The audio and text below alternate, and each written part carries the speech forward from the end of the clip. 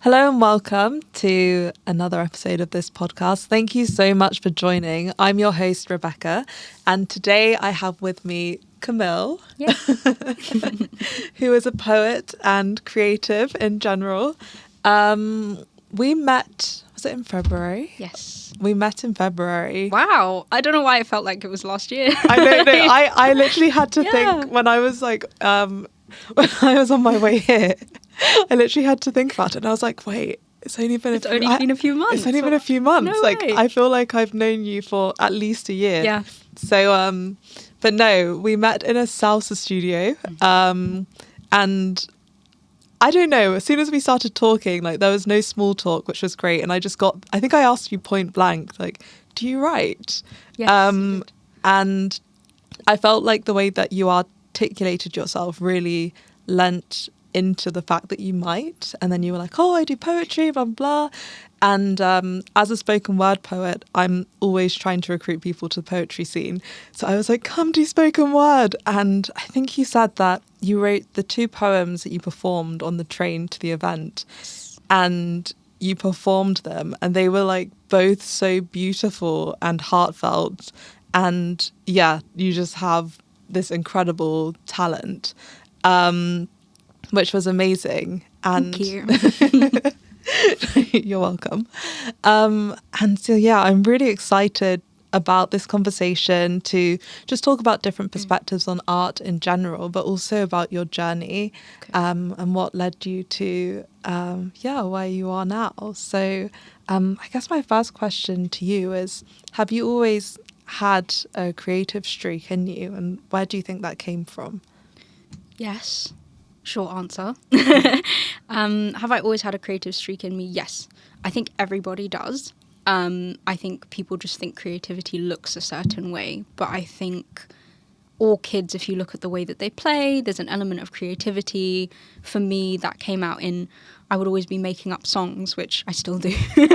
I would be making up songs. I'd be making up games. You know, in the playground, you play houses. There's an element of imagination just inbuilt into childhood anyway. You know, you're encouraged to believe in Santa Claus. There's some imagination is kind of woven into childhood anyway without your say so. But I think as a child I definitely latched onto that and I really enjoyed it. I loved making up stories. I loved writing. And I think on a psychological level as well, I got a lot of validation from that as well, because that was very much encouraged as a child. Like, wow, you're so creative, you're so clever to be able to think of these things. So that kind of makes you feel warm inside, and you're like, oh, this thing is good, this thing feels nice, and you just keep doing it. And I enjoyed it. Yeah. So I think it's always been there. I think it was, just a part of my childhood, as well as something that I would just naturally lent towards. And as you've grown older, how do you think that creativity has evolved with you? It's evolved as I've evolved, because kind of as I said before about everybody having creativity, even if it doesn't look the same for everyone, I don't think creativity always means the arts. And I think that's where people get the concept of creativity wrong, is that they think to be a creative, you have to be artistic. Yeah. You have to either be doing art, music, theatre, dance. But I think creativity is in everything. I think you can be a creative accountant. I think you can be a creative businessman or problem solver, a creative mother, a creative father. So I think because it is inbuilt in all of us, because it's a fundamental part of who I am, it's evolved as I've evolved. My art has matured as I've matured. My art has gone through struggles as I've struggled. As most creatives can relate, when you go through a difficult time, you find it easier to write. Somehow the creativity just starts flowing when you're in pain. The juice is just like, exactly. Yeah, it's like a dam breaks. Yeah, exactly. So I think all those are evolutions of my creativity. And I know it will just continue to evolve, because to be a creative, you need a certain amount of input. Yeah.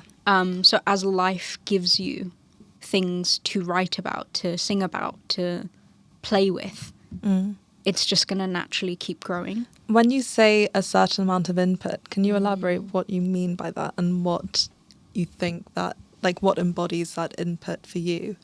This is probably my favourite question, actually. I'm so glad I asked it. Yeah, because I think There is, I think our society is built to value output. What we produce is considered our most valuable asset. If you're a creative, what do you have to show for it? So people tire themselves out, forcing themselves to create. But I think it should always be a mix of quality and quantity rather than just quantity. Because one thing I've learned, again, another way my art has evolved, is I would continuously write, but I wasn't living. So I wasn't getting any input. So there comes a point in your art and in your creativity where I think you're naturally going to hit a wall. And that's when your real life has to take over. That's when you have to start doing the other half of creativity that people don't think about, which is absorbing, taking it all in. Like, how do you become a good cook? You taste loads of different foods. How do you become a good artist? You learn different art mediums. You play with crayons, you play with chalk, you play with paint. You need input. And I think, to go back to that point of evolution, for me, I reached a point where I had written about anything I probably could have written about. And then it's almost like you feel it internally as a creative. It's like, oh, the things I'm writing feel stagnant. They don't feel inspired, because they're not. There's no inspiration. You need to live to create. You know, people are like, life imitates art. I think it's the other way round. Art imitates life, because we would not have art if we didn't have life. Yeah. So you need to be able to absorb and consume as much as you create. And I actually think the absorbing and the consuming and the input side of things has to be greater to be a balanced human being in general, to be a functional creative. Because if you look at people like Van Gogh or Van Gogh, I never know how to say it, but one of the two. Obviously there's an element of genuine mental illness in that story. But he is an artist that I think really exemplifies that continuous creating to the point of madness. And I think that's why we have this stereotype about creatives and artists being crazy. Because if all you're focusing on is one thing, even if you were just passionate about baked beans, if you were passionate about trucks, if you spend too much of your energy in one place, on one thing, doing the same thing, and not living and experiencing life to the full, it's going to drive you crazy. You're not going to be a balanced human being, because if you think about it in terms of Maslow's hierarchy of needs, you need all of them. It might be in a pyramid shape, you know, security, stability, good food, personal relationships. They might be the bottom rung, but you can't live without them the same way you can't live without the top point of the pyramid, which is self-actualization. You need all of it to be a balanced human being, and I think to be a creative that's able to survive past your art. I think it's so interesting what you were saying, like that whole thing that you've just said, but especially just to keep allowing yourself to have those inputs. I feel like modern day life really makes it quite difficult, because we're so distracted all the time with everything that's going on with social media, with just the fact that we're always getting so many notifications about everything. It's just quite disruptive. It's so difficult to find the time to be still. Like, I feel like you have to be so intentional about it. What you were saying really reminded me of something that I heard the poet Joshua Luke Smith say on a podcast, which is being a writer is being a witness. And I, from what you're saying, like, as I said, it reminded me of that. And I think it's true for any art, whether it's writing or something else. Like, he was explaining that being a witness is absorbing your environment, essentially, like being observant as to what's going on around you. And yeah, I completely agree with you. I think when you really take the time to, and I think it is an intention, especially in this modern world when, as I said, we're surrounded by distractions all the time. Like, when you really take the time to observe and absorb your environment, your surroundings, I think you'd be quite surprised as to what you might find from it. But it's true, like, with regards to what you mentioned about hitting a wall, like, how would you say you get over writer's block or any kind of creative block that you might have? So I think the best way I could explain it is through a Studio Ghibli quote. It's in Kiki's delivery service. Kiki is a little witch and she loses the ability to fly. And obviously it's bothering her. She's really freaked out. And she goes to visit another woman who's an artist. She's a painter. And Kiki kind of stays with her for a little bit and sort of to soothe her wounds and recover. And one thing the lady says to her is, don't think about flying, and then pretty soon you'll be flying again. So it's a sequence in the film where they're cooking together, they're going on bike rides, they're going on walks, they're painting, they're doing other things. And I think the fact that the person who delivers this message to Kiki is an artist herself says a lot. And obviously, like, Hayao Miyazaki is an artist and an animator. And I think when it comes to those blocks, that's the best thing that you can do. Is I think the way we approach things sometimes is, okay, we're meeting a wall, we need to knock it down. Sometimes you just need to wait.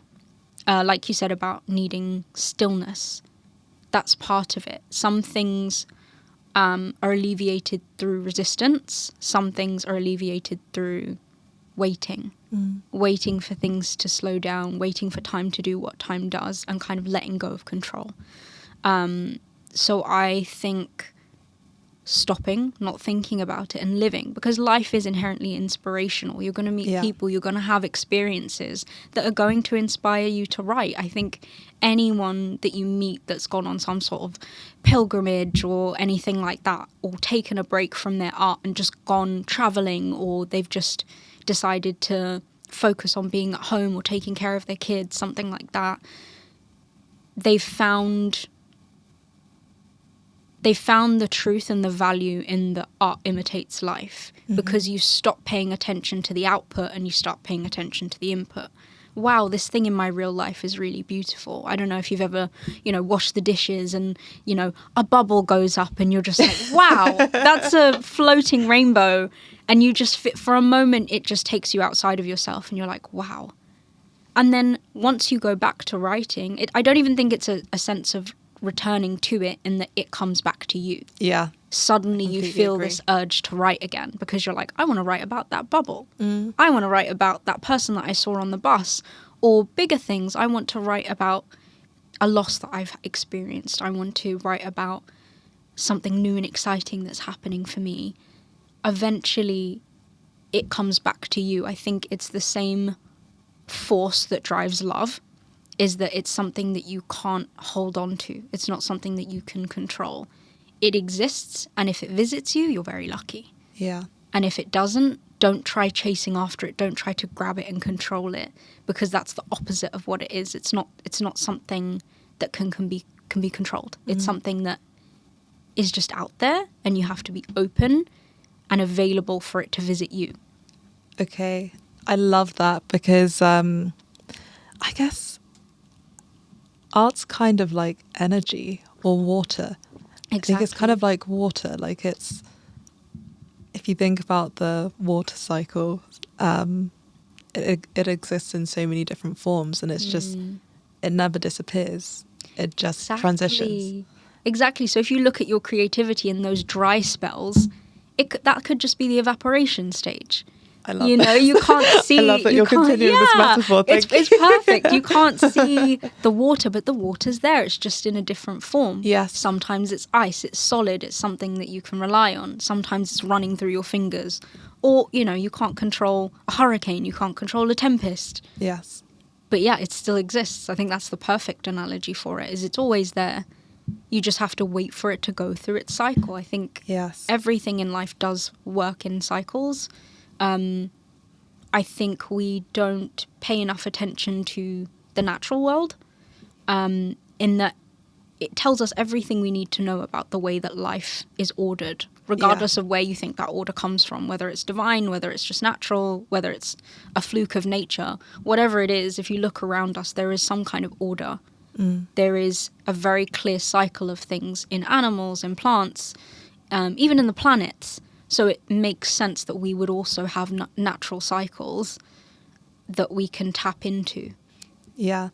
I think you saying tap into is like a really interesting thing, because you were kind of mentioning, I guess, like how we need to be open and available. It's almost like we're vessels rather than like vessels for receiving that art rather than making it. When I think about it, like at least for me, like it's something that it's not conjured up inside you.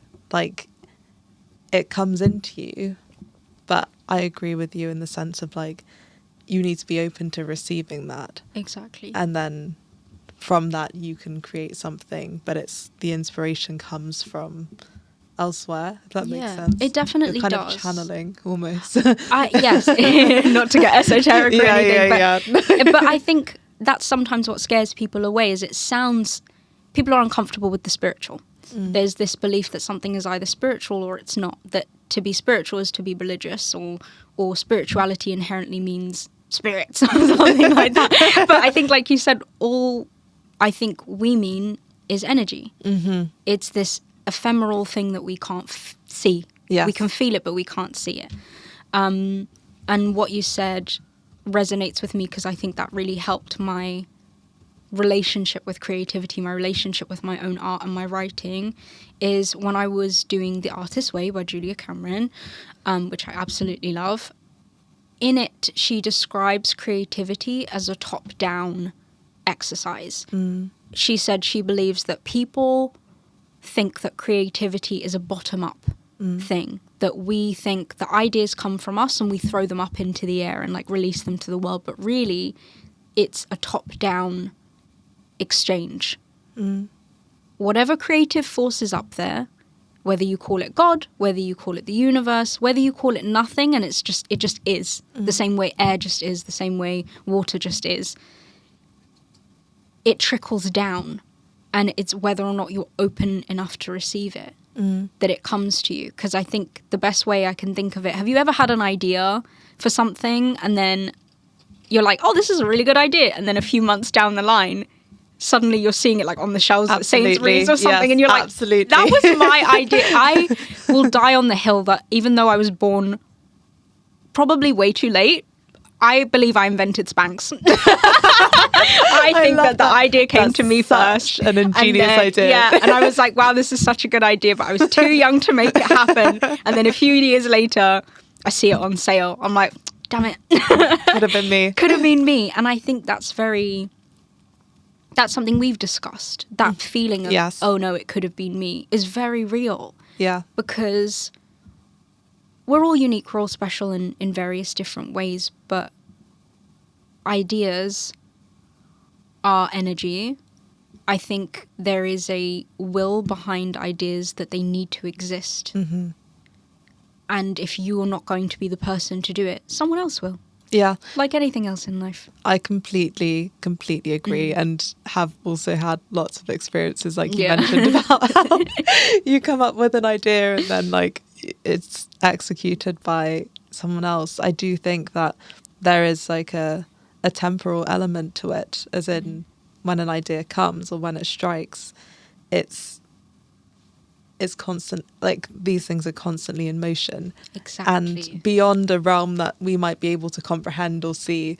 I think it's something that's fun to think about. I think humans can see something like 0.0035% or something of the electromagnetic spectrum. Wow. So I'm like, we see the tiniest, don't quote me, I might be wrong, but it's like a very, very small percentage. And like we see the tiniest fragment of the light that's actually exists, and that's just what we know of. Like there could be like unknown things as well, and there's so much that we don't know, so much that's moving around this world, around our world, that we don't know about, and whether it's frequency or whatever, but I think things are constantly in motion, more so than we might be able to comprehend. And I think ideas, like you said,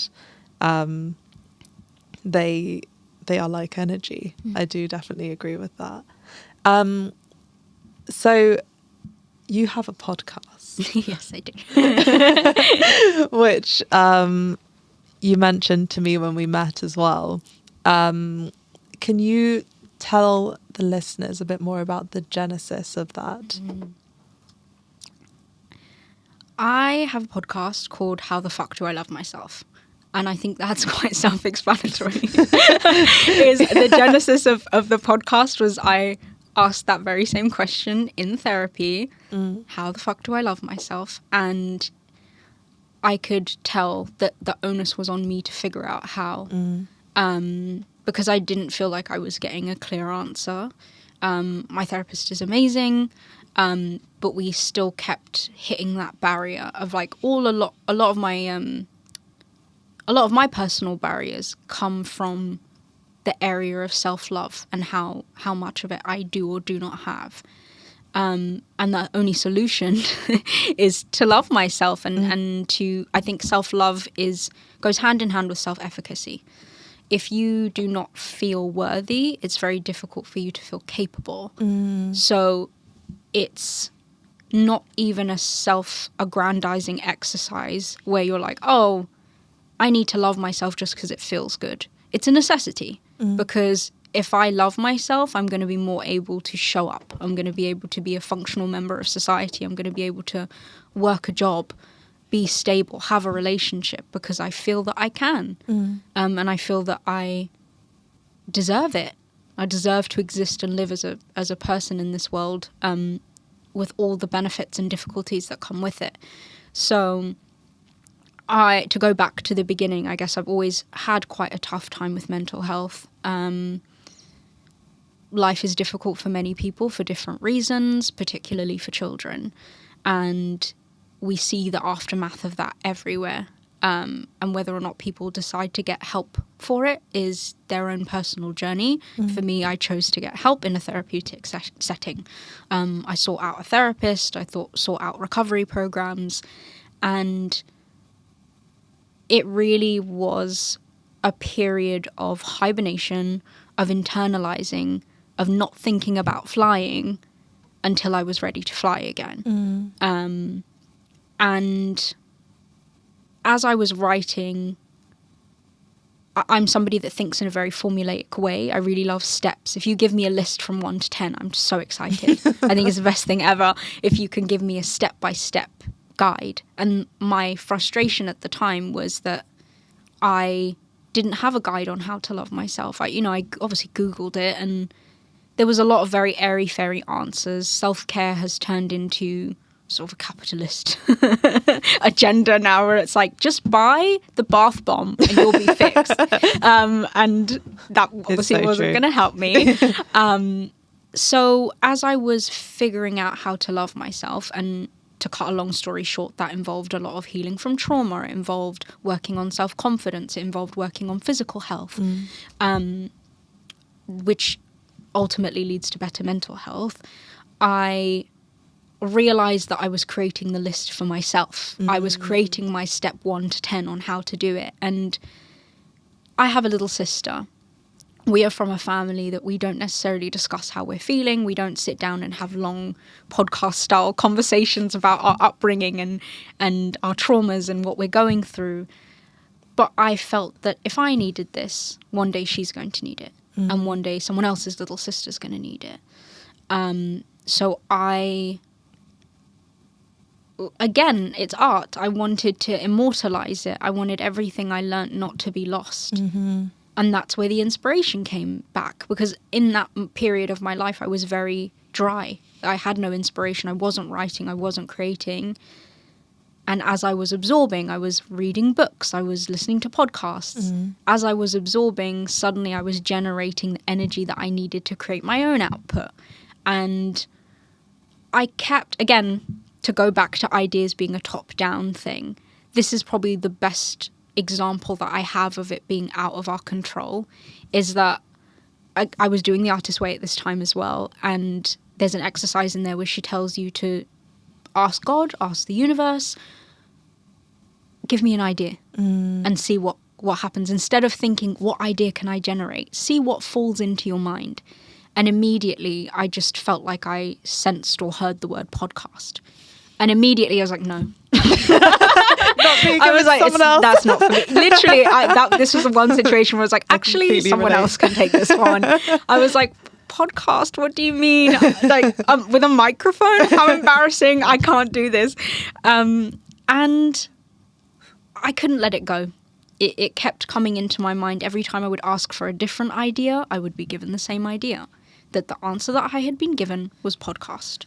And I can either take it or I can leave it. And same as you, if I leave it, what happens?